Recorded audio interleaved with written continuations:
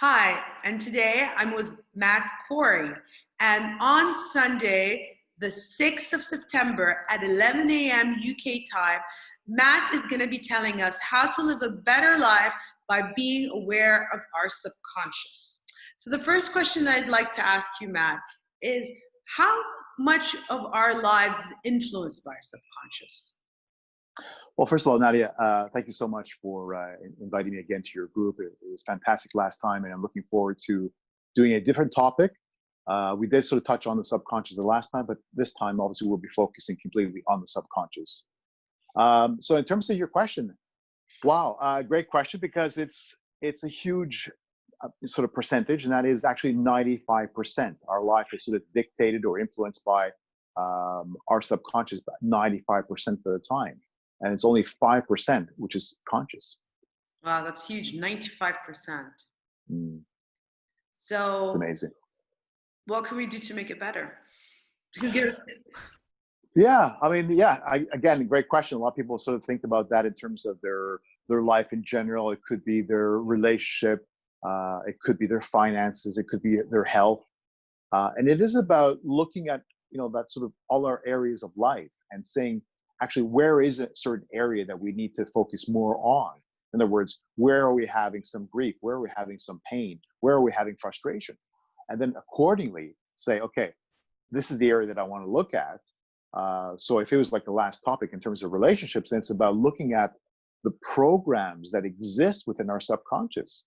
So there are literally, I sort of call it the sort of Amazon warehouse that we have in there, in our minds, in our subconscious. And we have all our programs, and we have memories and experiences that are good and bad, because the subconscious is neutral in that sense, and sort of is present with respect to our, it doesn't understand the question of time, whereas our conscious mind does. So in other words, everything that's in our subconscious is there. It doesn't understand that it happened last year or 10 years ago or 20 years ago.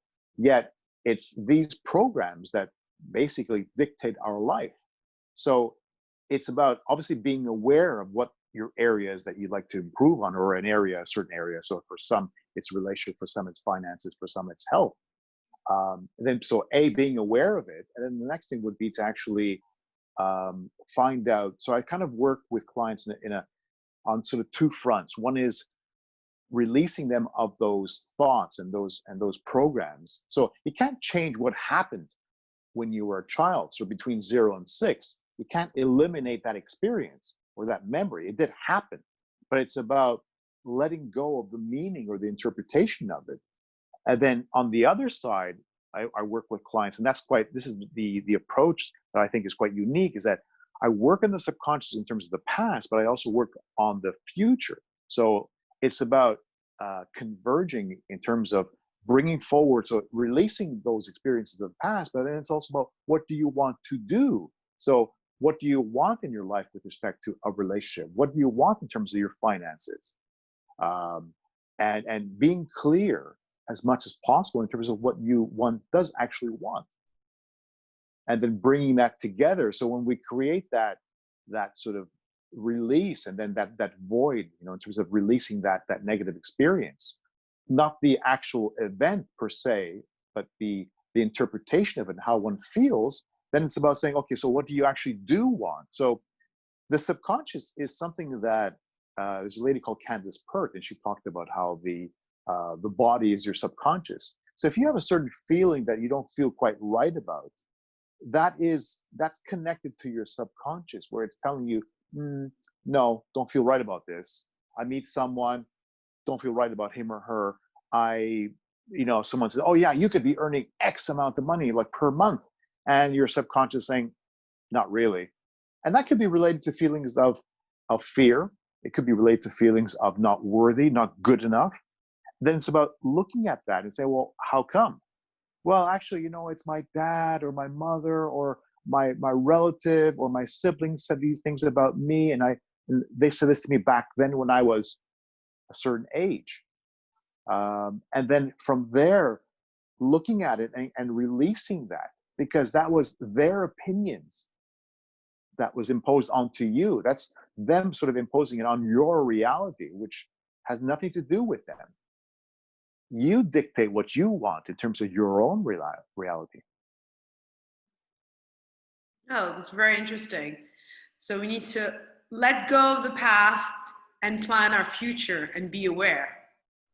Whatever doesn't serve us, yes. No, whatever doesn't serve us. And so, if any other advice you'd like to give those who are watching right now? Well, I guess have your questions prepared for Sunday.